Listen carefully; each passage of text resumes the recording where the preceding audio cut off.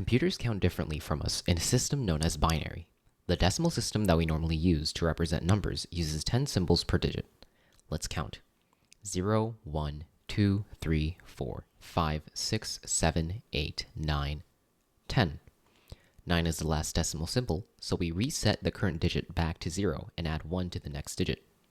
It works the same way in binary, except we use just 2 symbols per bit, or binary digit. 0, 1, 1, 0.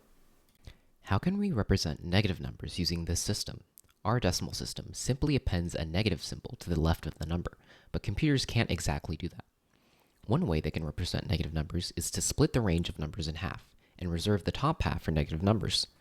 This is the same thing as cutting off the leftmost bit to use as the sign. 0 means positive, 1 means negative. This early method is known as sign magnitude. This method has a couple of flaws though. Mainly, addition involving negative numbers gets a little tricky. If you try to add 3 and negative 1 together, the result should be 2. However, if you try to add those two numbers using the sign magnitude method in a 3-bit system, you're essentially adding 3 and 5 together. So instead, let's invert the negative range. Instead of just changing the leftmost bit to denote a negative sign, you need to also invert the number so that the distance from 0 remains the same. There's still one last issue though. We have two different ways of representing 0. To remedy this, we can move the negative range up by 1.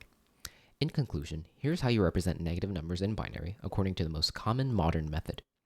First, you take the positive version of that number and convert it into binary. Then, you make the leftmost bit 1. After that, you invert all the other bits. Finally, you increment the number by 1. And there you have your negative number in binary. You can even perform addition with this number and get the correct result. This method is known as 2's complement.